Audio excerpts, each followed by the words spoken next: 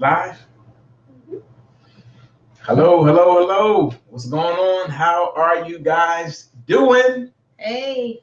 I didn't start it like I started last week. I started it like I was Martin, right?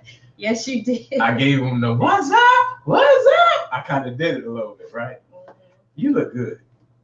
You do. You look good. You look good. You do too. Oh, thank you. we could turn this off and just okay. All right.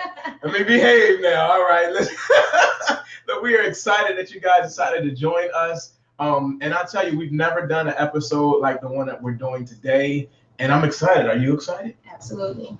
We're talking about the truth about divorce. Yes, I said divorce. Well, Christian and Lyneesha, aren't y'all marriage coaches? Don't y'all pro this, pro that? Yes, we are. But guess what? This happens, right? And you can get through it. And it's so much to this topic. And instead of us talking about it because we've never been divorced, we figured that we would bring on 4 awesome, anointed, chosen people who not only have been through it, but they still have smiles on their face. They still have love in their heart. They have joy, and God has done tremendous things. And so we figured not only is it right, but it would be a privilege and an honor to host these 4. So I won't even get into all the details because guess what, y'all? Y'all notice I got my cards, right? So I don't take my wife's parts. Right? But before we get started, I did want to give this disclaimer, and we have fun, but the truth of the matter, we want to put this out there is that our guests will be sharing from a perspective, and we by no means, way, shape, or form want to expose or disrespect their exes in any shape, way, or form. We like to say that when we share from this perspective, that we like to share with a mirror in our hands. In other words, that all of us will be looking in that mirror, doing some self-examination pertaining to this. We have Ephesians 4:29 near and dear to our hearts, which I'm going to paraphrase this, but it says, let no unwholesome word come out of your mouth, but words that are encouragement and uplifting those who are hearing. So you're hearing it, so they're going to share from a unique perspective, but we also want to put that out there, let you know it's going to be a lot of word, a lot of power, we believe a lot of breakthrough, but we got to get that disclaimer out there, all right? Beautiful. Yep, we're just really excited to have our guests here tonight, and we're going to bring them on and they can share their story, talk to us a little bit more. We're trying to tear down some of the misunderstandings of divorce, and also encourage those who may have been there, who have gone through that experience and maybe struggling to move forward. So we are excited. I'm going to get out the way. Well, not technically, because I'm going to talk to our first guest, but I want to bring on our first guest, which is Korlyn, my sister, our sister, and we are really, really excited to have her. Absolutely. So we can go ahead and bring Korlyn in, and she's going to just tell us a little bit about herself, about what she does for a living. What she does for a living, and a little bit about what she's passionate about. So Korlyn, go ahead and share. Thanks for being here with us. Thank you for having me tonight. I'm excited. A little nervous, but I'm excited. So I am a licensed nurse. I have a 7-year-old son. But right now, with everything that I've been through, I believe God is taking me in the direction of people who have a hard time finding themselves and have low self-esteem and feel as though that what they've been through puts them in the category of not being enough or that they can't move forward from their past.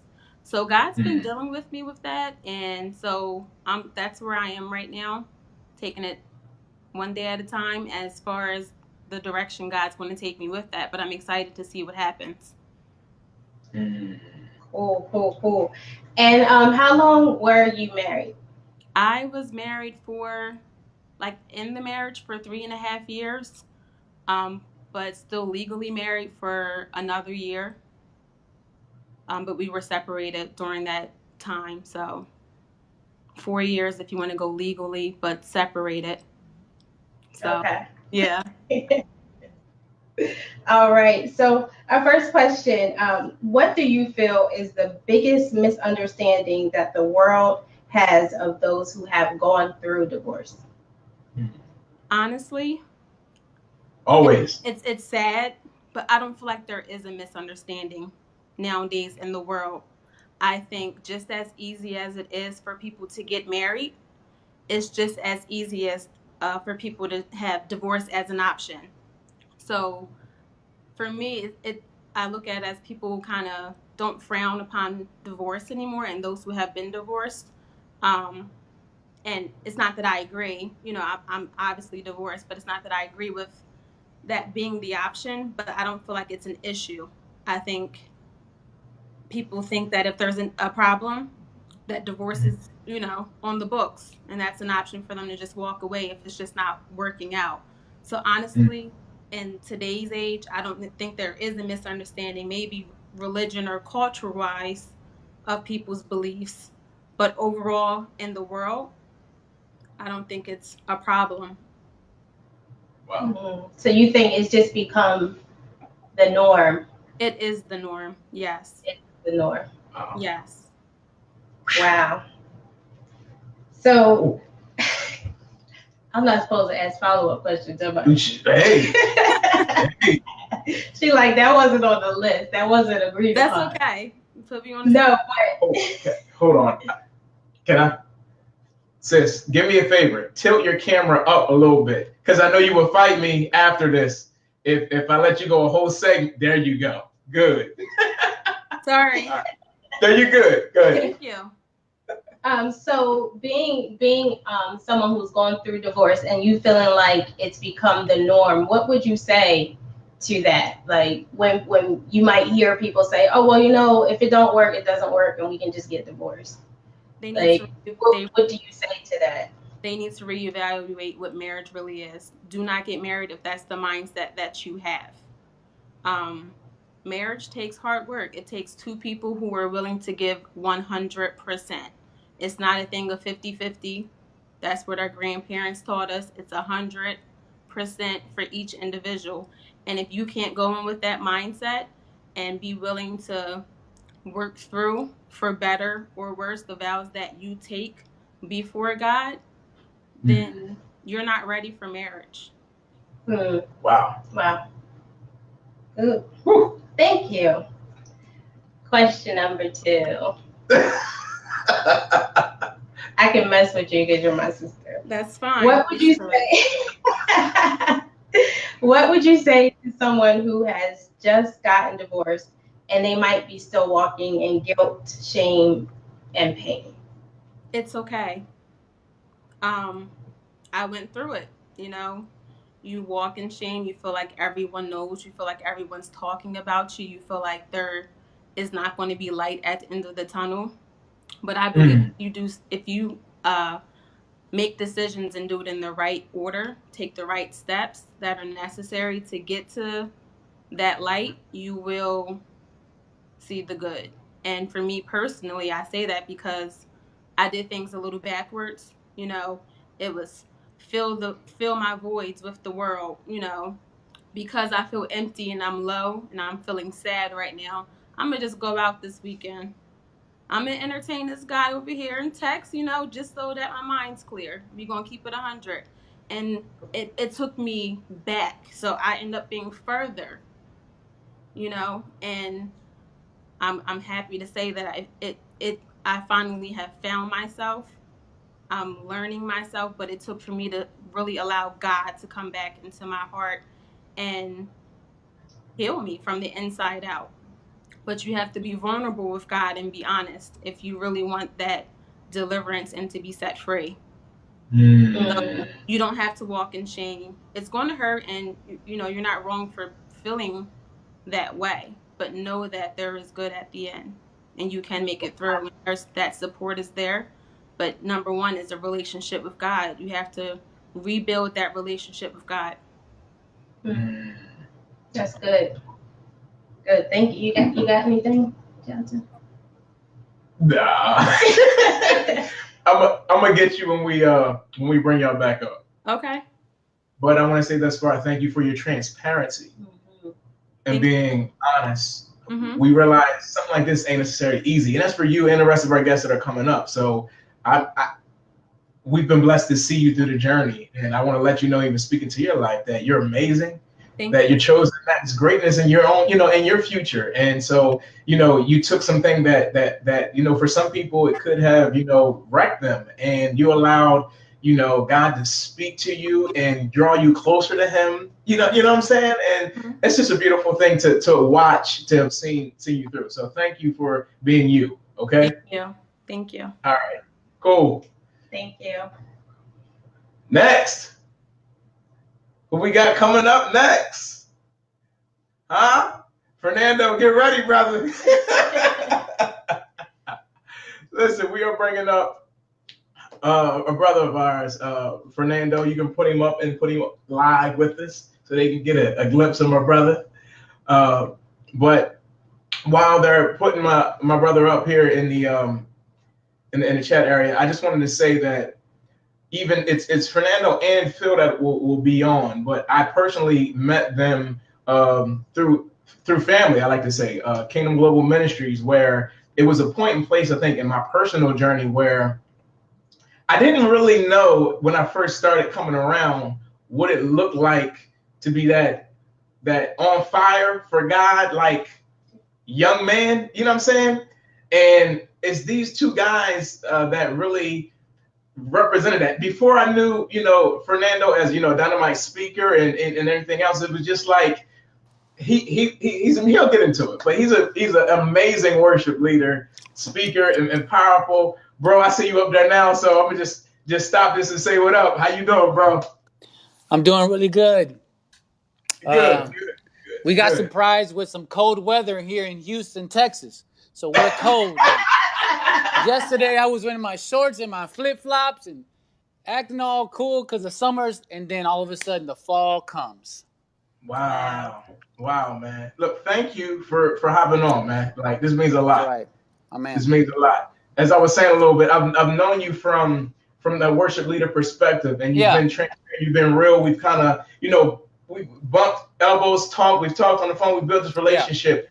But even coming up on this topic, man, from our view and seeing you, I was telling Lyneesha, I said, we got to get Fernando on just because of who you are and how you operate. You know what I'm saying? Like, they don't know you at all. So I'm gonna let you open your mouth and let them know, about your occupation, your passion, and what it is that you do. So if you can share with us what it is that you do. Who's Fernando?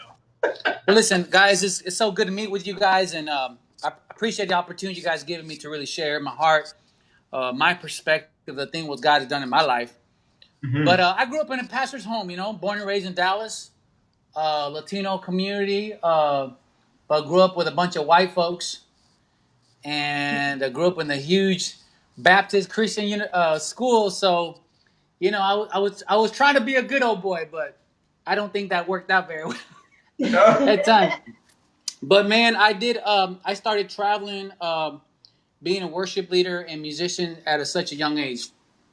Starting at 15, 16, I had a special permit to travel through school, and I would be at school Monday through Thursday, then fly out of the country on Friday, then come back and do it all again every week. And it was definitely a fast-paced lifestyle of ministry, and I just feel like God just chosen me, and He just put me on that road. To make everything short, man, I just God put me here in Houston probably about 13 years ago, and I've been here ever since. And God has opened so many doors from here. I used to be the worship leader at Lakewood Church with Pastor Joe and Pastor Marcos Witt, Pastor Danilo, part of their whole community. And it was amazing, Houston has been a great city. But in that time, I met some great men, which is Larry Titus and his ministry, Kingdom Global. That's a whole different story, and that's how I met, the Johnsons with you guys, and because we're all part of the Kingdom Global family. But one of my thing is I travel full time. I speak, I lead worship, in English, Spanish, and Portuguese. So I do a little bit of everything. And so, and I get to put these big events for Larry Titus and Kingdom Global but then I have my own itinerant ministry. And I think it's a miracle that I get to do still what I do for God, you know. About 8 years ago, actually about 10 years ago, I met this beautiful girl, man. I'm just playing the guitar on a big old stage. And I mean, I was just looking at her from the corner of my eye. She was wearing this little red coat. And I remember her. She was a cutie patootie kind of thing. You know, she's just fine situation. I was completely lost in the whole thing. So I was ready for her to kind of like come to my seated table and say, what's up? You know, how you doing? And she came, and we just became friends. And dating her for about a couple of years, you know, introduced her to my parents. Did all the things that the normal protocol, you know, you meet her parents and meet my parents and our mentor or whatever. And, man, I would just head over heels. We got married. Larry Titus married us. And I remember that it was in one of the most exciting times of my life, the most exciting time in my life, you know. And 10 months into our marriage, I remember she woke up one morning and she said, "Sweetie, I think that you need to find somebody that really, really loves what you do, really cares about what you do, because I just want to be a doctor. I don't want to have any children. I don't even know what I was thinking." I was like, wait a minute, we just did all this charade and stuff, and I did whatever every desperate man would do. I would call everybody and their mama and try to help us out. And I remember that she was really honest with me the whole time. She says, "Sweetie, look, listen, at the end of the day, listen, this ain't nothing about how I feel. I just feel like we're going in two different directions." So I was kind of like really messed up for a long time, because did I choose right? What was God's will? That, you know, the whole thing that Christians do all the time, you know, right. Miss out on God's will, this and this and that. But I remember at that time, especially me, because what I do for a living is all based on reputation. You know how it is. People see you divorced. People see you with another girl. People get bent out of shape by stuff. But if I was really honest with the Christian community, I was really honest with everybody else, I didn't give a flip about my reputation. I didn't care about the name of my ministry. I didn't care if I continued singing another song. I just wanted my wife back. Wow.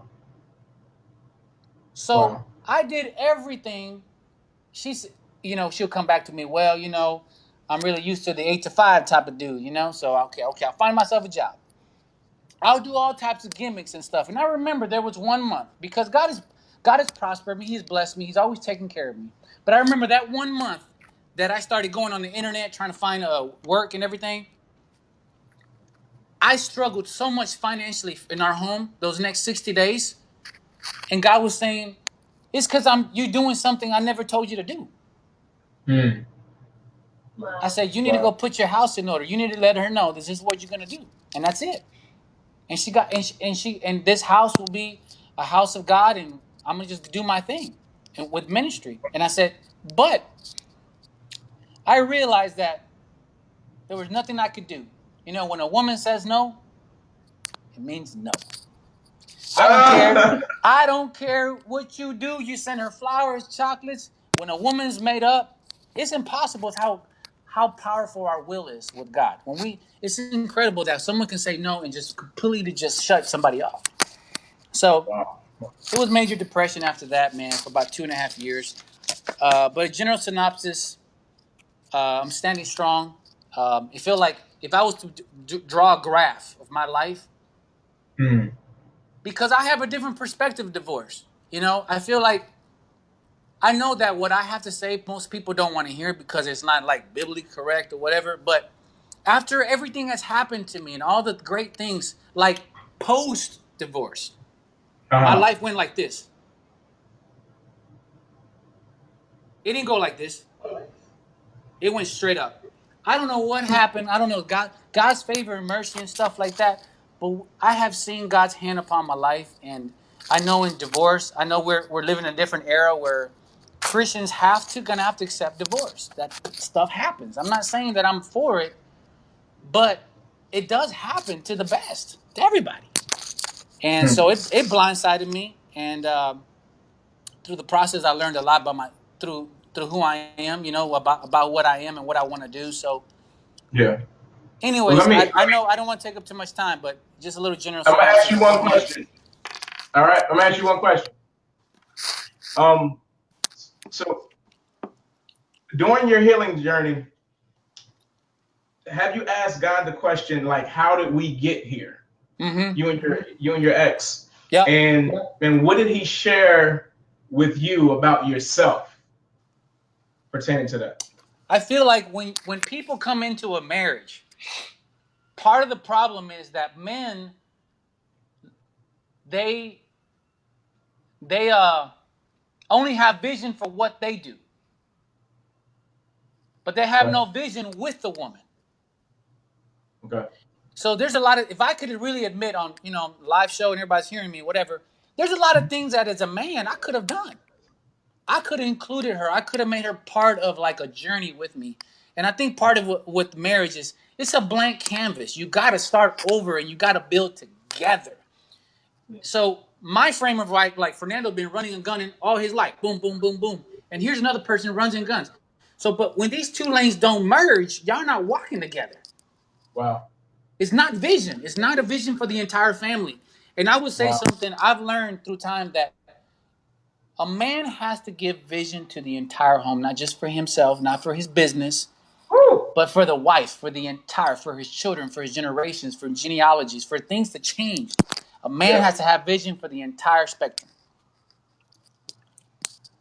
Good. Thank you, man. Thank you. That was great. Amazing, bro.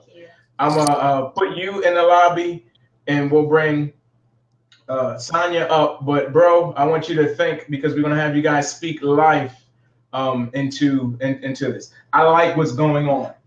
I love what's going on. Wow, that was okay. Go ahead, baby. Well, our next guest, I am excited to have her here. She is also our sister, maybe not by blood, but she is our sister as well. Sonya Crutchfield. We are so excited to have her. You can go ahead and bring her live with us. I mean, this woman is amazing. She does it all. She is one of the strongest people I know. And we're just so excited to have you. Hey, girl. Hey, girl. We're so happy. Thank you so much for being here with us this evening. We know you're from, you live in ATL, right? But you're actually up here in PA with us right now. So yeah, we're just really excited that you're here with us. So tell us a little bit about yourself, what you do, what your passion is. You can share a little bit about your marriage, how long you were married, but we'll get into some questions. Sure. So, like you mentioned, I am originally from Coatesville, Pennsylvania, but I currently live in Atlanta, Georgia. I was married in 2013 and divorced in 2015, so we were married for 2 years. And I am sincerely passionate about health and wellness. I feel like God gave us this temple to care for, and sometimes we take advantage of the temple. So I am passionate about helping others become healthier, whatever that looks like for them. That may mean losing weight, that may mean gaining weight, that may mean limiting calories, that may mean just understanding what works best for your body. And I'm also passionate about dancing. I dance with my worship ministry at Linked Up Church in Atlanta, Georgia. And I just really enjoy sharing the love of Christ through dance. Awesome. And she can dance, y'all. I try. Good. So my first question for you is, what major life lesson have you learned through your journey? Oh my goodness. I think my major life lesson was the cost is just too high to settle for less than God's best for your life. And I say that because when I was about to get married, I got married when I was 33. And so I was thinking when I was like 28, 29, like, okay, I'm getting older. I see people around me getting married. They're having children. And I feel like I'm behind. So then as 30 creeped up, I'm like, oh my goodness, like people gonna be like, what's wrong with you? So I was like, no, I wouldn't say desperate, but I had such a longing to be married that I don't think I was fully prepared for everything that marriage was. I just wanted the package. I wanted what it looks like. I wanted to feel complete. I wanted children. I definitely had a mindset because my parents have been married for over 40 years. So I had a mindset that marriage was forever, and I definitely respected marriage, and I knew what I wanted it to be, but I didn't have the reverence for it the way that I should have. It was more socially trying to keep up than really understanding what God wanted me to be as a wife. Mm-hmm. And so when I met my spouse, we were the best of friends. We worshiped together, we prayed together, we enjoyed the same things, worked out together. We were such good friends. But when we started to transition from friendship and dating into engagement and life planning, that's when we started to discover, okay, like there's some serious things we need to pull back here, and we may not be fully prepared. And there were red flags. There were things that God was showing me that, Sonya, you need to pump the brakes on this for a minute. But because I was in that space of, I want to be married, I want to have kids, I'm over 30, now is the time. And he's great. Like the qualities that I loved about him were great, but then there were some qualities that just were not great. I'm sure he would say on my end too, that they just did not mesh with each other. And God was trying to tell us to wait, but instead we pressed forward. And for me, part of the reason why pressing forward was fear, embarrassment, shame. We had already sent out the invitations and, had our save the dates and did all the bridal fun stuff. And so to pull back at that point, I was like, well, what are people going to say? And I was so concerned about being married by a certain age and thinking I was going to lose time rather than really thinking about it in the big picture, because ultimately we ended up getting divorced and I'm right back where I started anyway. So had I had waited for God's best for me, I would not have had to backtrack and try to patch it up and fix it up and do it myself. So that was my big life lesson, is you really have to be pressed into what God has for you. And when it's not for you, you can't push forward for it because it's not going to work. And the marriage itself may have worked, but it would have been a struggle the entire time. Wow. What would you say then to someone who is married but may be secretly considering divorce? Mm-hmm. Well, I think if people are honest with themselves, they probably at some point are like, okay, I could use some space. I could use some time away from my spouse.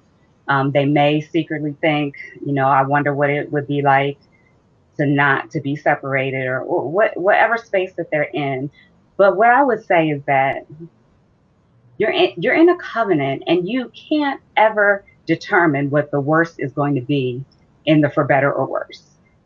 So it's like you go into the situation thinking, all right, you may not verbalize it, but you say, these are my deal breakers. Like maybe if he cheats, or maybe if there's abuse, or if there's alcohol, like you have some set up things that are deal breakers.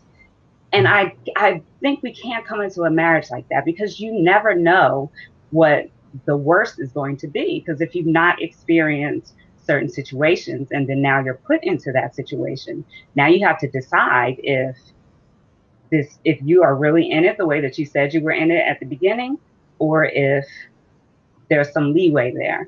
So I would just challenge people to seek out spiritual leaders and really be honest about what's going on in your thoughts and in your marriage. Sometimes both couples are not ready to do it together at the same time. You may have to do it individually at first, but I just really believe in counseling. I believe in people seeking out spiritual leaders, as well as people that are professionally trained in counseling, and being really upfront and honest about your feelings, because the more that we try to hide and try to cover and try to pretend like things are okay, the less that we're going to get to the bottom of things. Everybody has something going on. And so for us to think that our problem is exclusive and nobody's going to understand or people are going to shame me. Everybody has something going on. And so for us to just be able to like really unpack that, I think is so beneficial to relationships. Yeah, that's good. Wow. Thank you. Thank you so much. Did you have anything? I told you, I'm gonna wait. I want to get through these rounds. Just want to release them. Y'all get ready. Well, thank you, Sonya. Thank you so much for your transparency, your being open with us, with our audience. And we'll bring you back in just a little while to share whatever else you may have on your heart. But we'll put you back in the lobby, and we're ready for our last guest. That's right. Bring my brother Phil on up. While you getting him up there, again, this is another brother from KGM. Before I knew him as a pastor or a preacher or anything, I seen him as like I guess I want to say spoken words. I think I found your clip on like YouTube or something. You know what I mean? I'm like, this is that cat. I see it on YouTube. Like, what's, you know what I mean? And it was just so like life changing to see that, but to see that there and just to see the family, it's just been, we've had some kneecap to kneecap conversations, because when we come to KGM, we've kind of made sure that we pull one another aside to get that kind of checkup. And so again, when I thought about this topic, knew a little bit about it, I said, we got to have Fernando, we got to have Phil. And again, thank you for saying yes. So Phil, let us know a little bit about your occupation, your passion, your vision. Talk to us. Oh man, first of all, thank you for that. It's an honor, especially with that guy Fernando, my brother. I'm a pastor in Santa Clarita, California, just north of Los Angeles. I'm currently a PhD student. So that's another 5 years of my life committed to basically full-time education, being a full-time student. My passion, I would say right now, going back to what you mentioned, my passion is poetry, spoken word poetry. It's how I process things. It's how it's actually healing for me.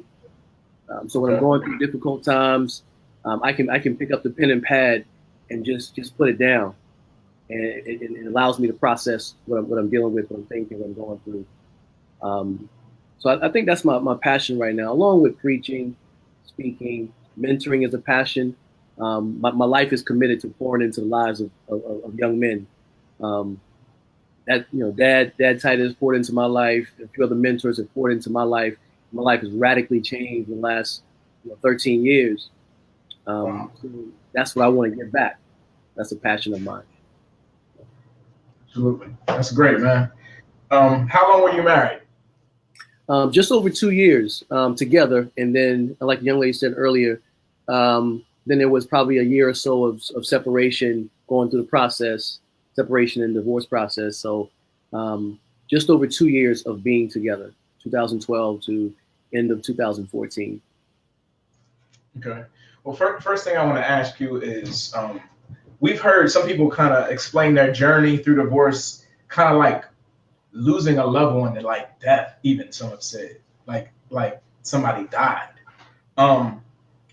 They've lost hope in their future. Some of them fall into depression, feel judged by the world, and especially in the church. And bottom line is they've lost their joy. So I want to know, how do you overcome that? And also, like, how do you find joy again? Oh man, that's a great question, and it's a journey. It's not easy, and I don't think it's one answer for everybody. But with my journey, perspective. I needed perspective. There was the humiliation. I was a pastor at a mega church in the area, a young adult pastor, churches 8,000-10,000 people. I was preaching a lot throughout the year from the main stage as well as the young adult ministry, and everyone knew me and my wife, and not just in the church, but you're talking the LA area. So you talk about humiliated. You start thinking, what will they say? So it's hard as it is. It is like a death. You become one. Someone described it as you become one flesh. Now imagine tearing the flesh, literally tearing your flesh apart, ripping it apart. That's what it feels like. I don't wish this on anybody. So there is that humiliation. There is that, Fernando used the word depression. You know, I chose, I've experienced depression in the past. I said, I'm not going back to that place. That was a decision that I made. I said, Lord, I need your grace, your mercy.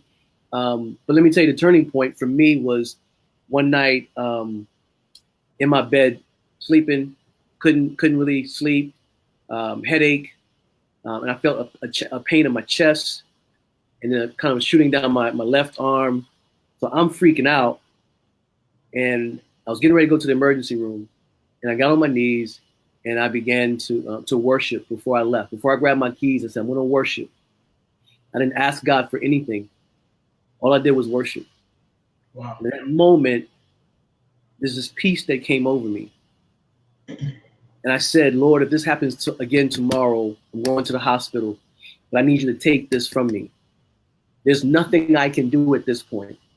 I've done everything that I could do, that I knew to do, to save my marriage. And I'll take a bullet for this woman, but I won't die of a heart attack. That ain't my ministry. That ain't my call.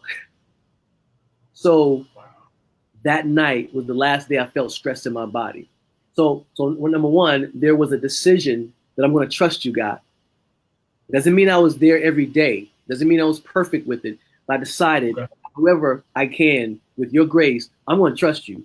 The other thing, very practically, was community. I spoke with someone every day. Every single day.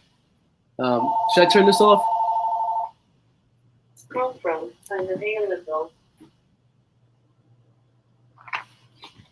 Sorry about that. This phone in the office never rings.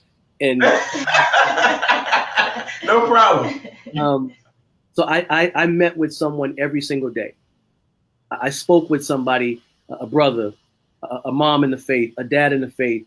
I reached out. I allowed the community to help me heal as I went through that process. Because I just come out of a space where I felt like the community had failed me. People, friends, people, pastors who I thought loved me, people who, I love your preaching, Pastor Phil, but never heard from them during that season. So while I felt hurt by the community, I also realized that I could heal in the community. And so I let people walk with me through the process. Literally every day I talk with someone, because I was left to my own thoughts, I'm gonna go crazy. And I'll begin to project onto what she may be thinking, what she may be feeling, why did she do it? I can't go there. Wow. So yeah, I allowed the community of God to walk with me through the process. And you gotta be careful who you let speak into your life, because you might have some friends and family that they're not giving you godly advice. They tell you some crazy stuff, and you're like, so you're gonna make me go, you're gonna make it worse. You better go shoot something up. Look, a word of encouragement, if you would give one to a married person that's potentially watching now, but they feel alone. They feel like they're the only one that's trying to fight for their marriage. What word of encouragement would you give them? I would say, first of all, if you're doing everything that you know to do, that's all you're responsible for. You cannot make the other person love you. You cannot make the other person change. You can't want it for them. So at some point, and this is not easy, but at some point your attention turns to God and self. Here's what I mean by that. God, I'm doing everything I know to do. Nothing's changing. Nothing's working. It seems like they want out.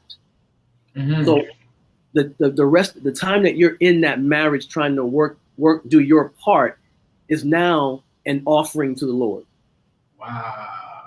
It's not so much that I'm doing this. Yes, I want this marriage to work, but one, I don't have biblical grounds. I don't want to leave. I want this to work. This is an offering to the Lord. This is my sacrifice to you, oh God.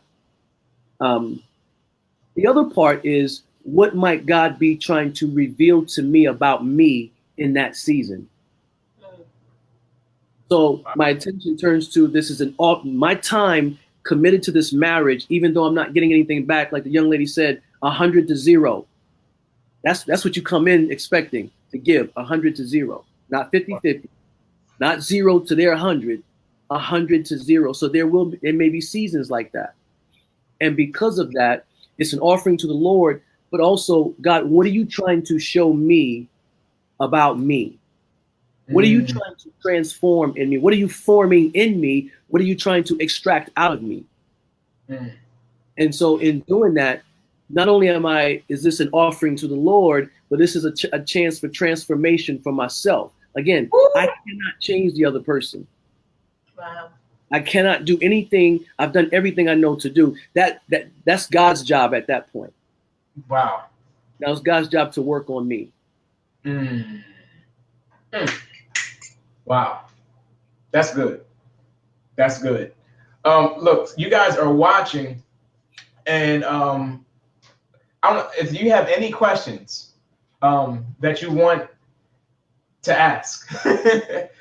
We can see those comments. We can see those things. We see some of the things that you've been saying. Good word.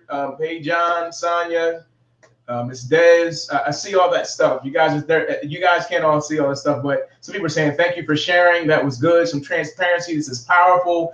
You got some people on, and I think we're waking up some things in their hearts and their minds. So we're going to give this time that you guys can type out there in the comment section to see if there's a question that we can kind of pick up. And then what I want to do is, if it's catered towards somebody specific, then y'all can let us know that. I can't fit all of us up at the exact same time.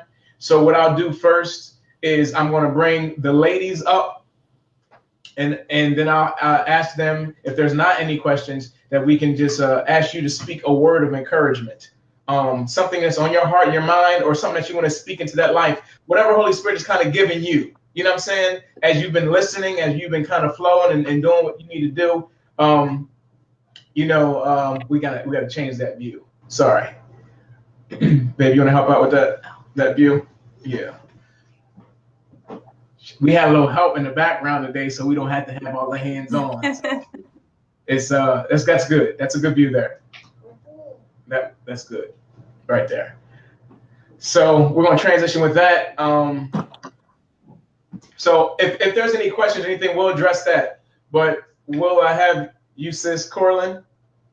If there's anything on your heart and your mind that you kind of want to take, about a minute to kind of share, and something that kind of, hit you, just release that thing and bless somebody that's watching. Okay.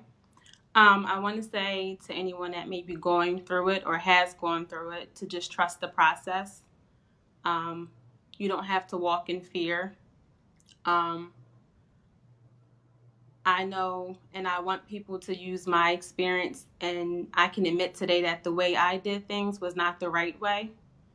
Like I said, reiterating, I chose to fill my emptiness and pain with worldly first, and then had to recommit myself back to God and really ask for forgiveness so that I could heal properly.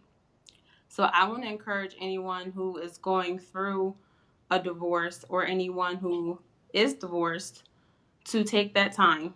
That I can't stress that enough, to take that time to really learn yourself, and also to dig deep within and to focus on things more spiritually than physically.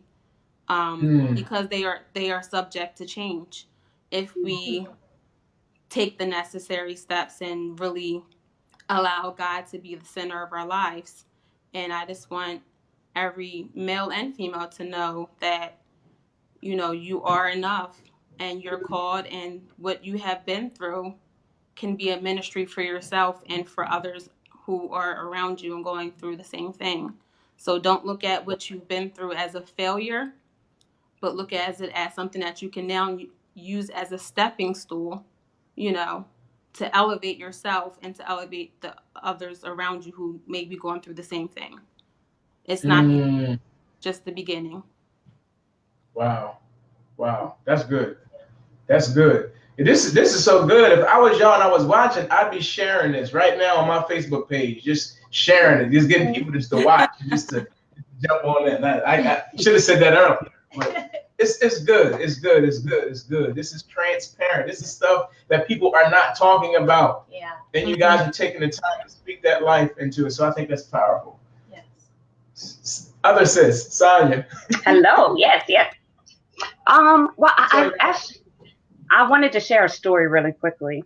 So I was very broken after during my separation and after my divorce, and my identity was so tied up in him that I thought that I could not do things on my own, like things that I had done prior to even meeting him or being with him. Because remember, I was 33 before I was married, so I had a life, and but I really allowed the devil to plant that seed in my mind that I couldn't live alone, that I wasn't going to make it without him, that I needed both of those incomes. And all of those things just began to really penetrate my spirit, and I believed them. And I can remember moving out of our family home and moving into a really beautiful place that God kind of just dropped out of the sky for me. It just made it so easy for me to find this place. And even though thing after thing after thing, just like I think it was Fernando that said his life just was going in an upward trajectory, but that's how my life was too. But I still saw myself as divorced, as not enough, as having this stain. And so there were 3 things when I moved out of my house that I didn't bring with me and I really wanted. And it was so petty, but it was a full-length mirror. And I was like, man, I wish I had that mirror. I like the way I looked. I like the way I looked at that mirror. And then it was like this separator for the trunk of my car so my groceries wouldn't jostle around. And it was one more thing, and I can't remember what that third thing was. It was probably just as petty as the other 2. So I just kept saying, like, why can't I have this thing? Why can't I have those things? Why didn't I remember to bring those things? Meanwhile, God was dropping all these amazing things into my life, but I couldn't see it because the enemy had planted that seed so deep that I really believed that I wasn't enough. And so I'm unpacking my house, and everything that I didn't know what to do with, I put in the spare bedroom. So it was just like boxes upon boxes in that spare bedroom. And I didn't know what to do with the stuff.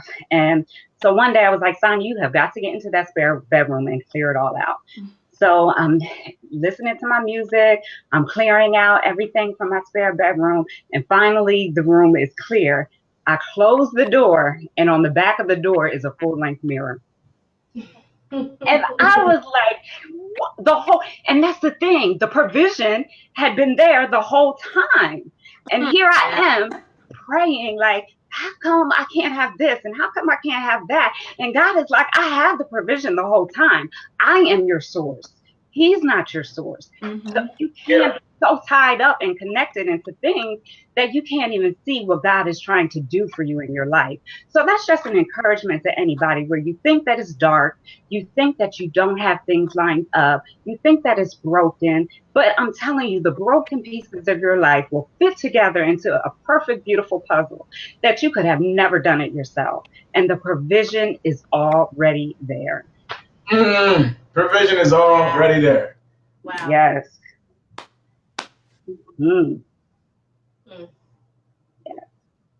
I can't go in because we got guests, and then it's gonna be a wrap. So, Isn't that like us though? Yes. And we all focus on what we don't have, and not on what God is putting right in front of us and how He's blessing us. Right. Come on, like not just this situation in itself, but in life in general. We have to keep our eyes open, and like Korlyn said, look at the situations with your spiritual eye, and not just the physical appearance of the thing, like the natural appearance, but you have to see what God is showing you, what God is doing, and His hand is always there. Yeah. His hand is always there. All right, ladies, we're gonna put y'all in the lobby and bring my brothers up. Yes.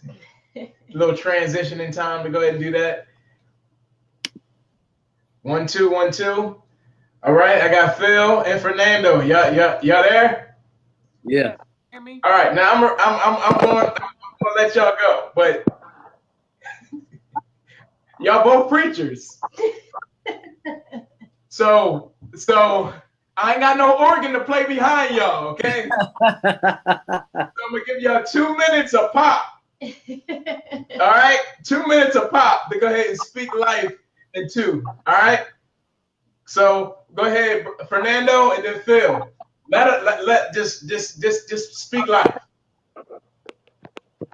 Oh man, let me put my. Y'all guys good? Y'all can hear me? Yes. Well, I just want to encourage every person that there's a new season. I remember there was a long time that I didn't have any joy in my heart, any idea of like, man, I'm going to get back in the saddle. I'm going to start trusting again. I was like, I remember there was one incident in 2012. We had the World Connect conference in Orlando, Florida. Christian, you remember you gave me a gift? You gave me them cufflinks, and I felt like God was telling me you're still royalty. Don't matter what you do. You know what I'm trying to say? So that was my thing. So I remember that Larry put me on blast that day. He said, let Fernando come out from this backstage because I wanna tell you guys about what this man's going through. Wait a minute. Incognito, that was my day that I was gonna get like I didn't even know that day that I was getting ordained. I didn't know that. So Larry goes, Fernando's going through a crazy time. His wife walked out on him, yada, yada, yada. And we're walking with him. So crazy that night, right? Let me just I got ordained that night. I felt like, why me, right? But that night, I was very upset. This story, people don't really know it. Because, I have a really close relationship with Dad. We call him Daddy Titus. I called him that night, and I said, you and I got to talk tonight. I was so upset. I was upset. Mm-hmm. And I knocked on his door that night that I was ordained, that Friday night at Orlando, Florida. I think it was midnight. I think it was 1 a.m. I showed up, and I think Debbie was still in bed, and I said, Dad, listen, I got to get something off my chest. He goes, what do you want to say? I said, Dad, why did you do that? Why did you expose me in front of everybody and their mama? Now everybody knows my situation. Like, I don't want people to feel bad for me. I mean, I don't really care about my rep, but at the same time, I don't want people to say, oh, Fernando, man, how you doing, man? I'm like, I don't want to hear that, But then Dad says this. He goes, you may feel like this right now, but we set you up for the future.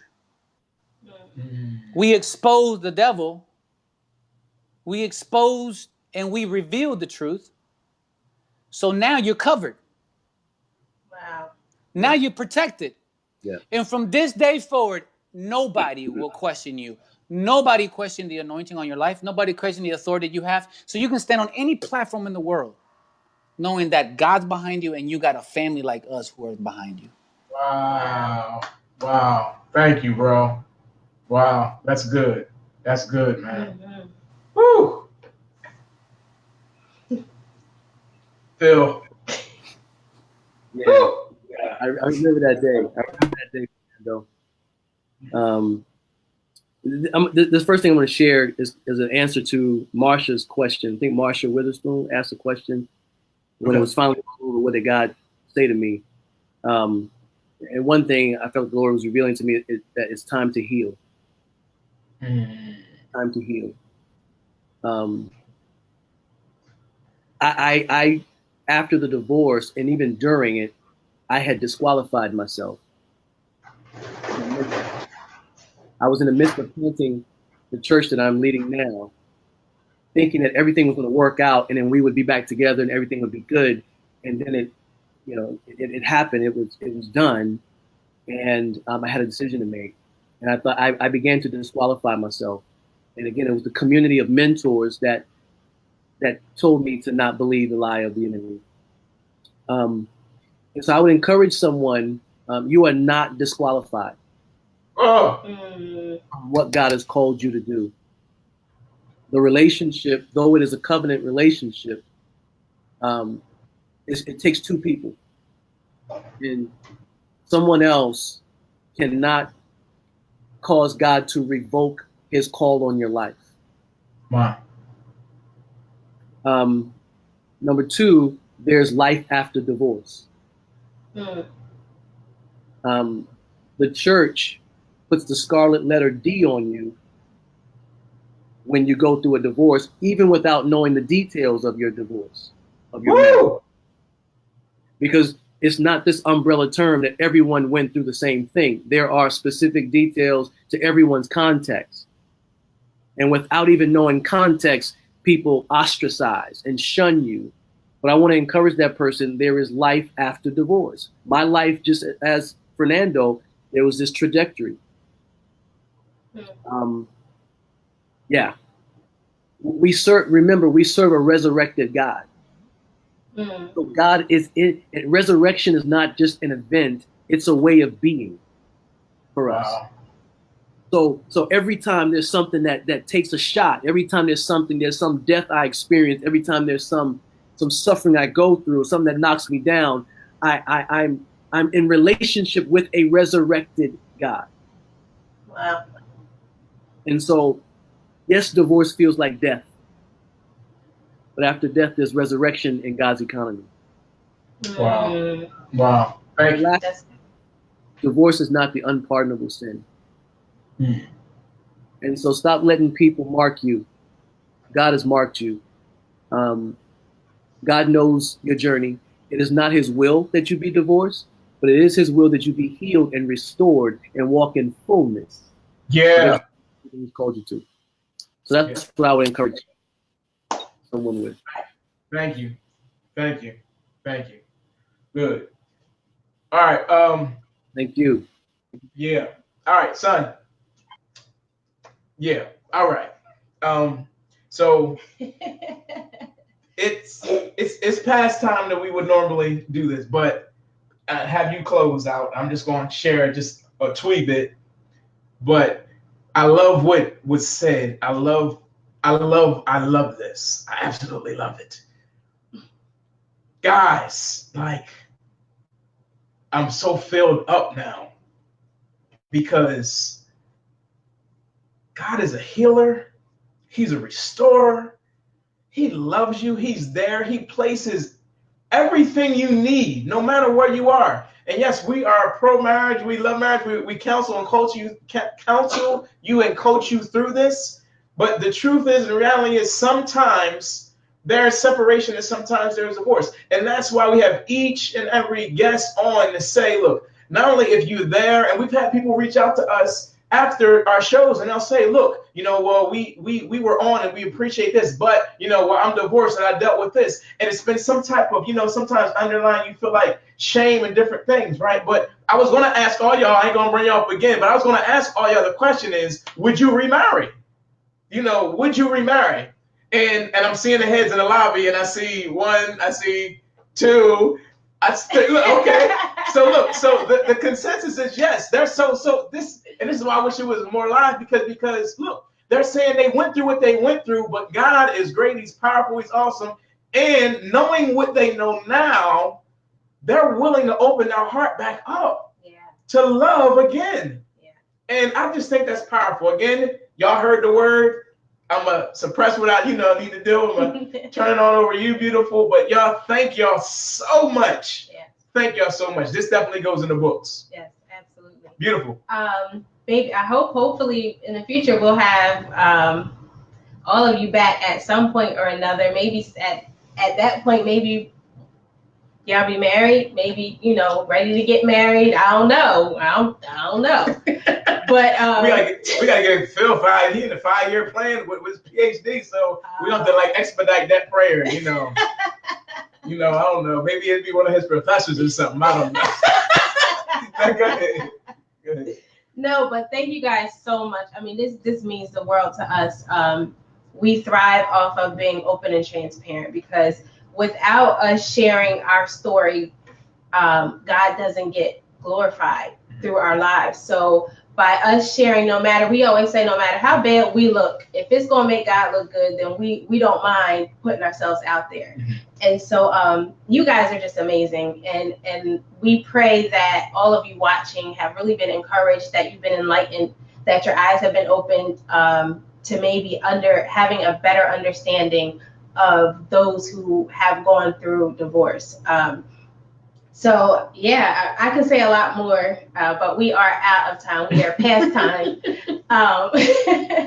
So thank you again to our guests. We love every one of you. Sonya, Phil, Korlyn, and Fernando, thank you for taking the time out to be with us this evening. And that's all I have. I had something. I just don't know if I can effectively do it without bringing everybody on. You might can help me. I want you guys to be able to follow them on social media. I know their story has touched you, but I don't have the flyer before me, right? But I know the Instagram ones I got. Text them to me, y'all. Just put them out there. I can kind of throw them out there real quick. But do you have them before you? Can you see that? We're gonna post that flyer. But please follow them on social media. All of them have amazing ministry and words out there. So we want to get that stuff out. You please look them up. You got it? You can follow Korlyn at Special K Cherie on Instagram, Fernando at Fernando Alvarez on Instagram. Sonya is Chasing Normal. I'm sorry. Yeah. Sonya is Sonya.Sunbeam on Instagram. And Phil is Phil Allen Jr. IG on Instagram. Yep. So those are on the flyer as well, and we can repost them later. Absolutely. Too. But we want you guys to follow them, see what they're doing. But thank you guys for tuning in tonight. We hope that you got something out of it, and if you did, share it with somebody else. Absolutely. You guys have a great night. Yep. Love y'all. You're awesome. All right, that's the end of the broadcast. Bye. Take care. We love you guys. Peace.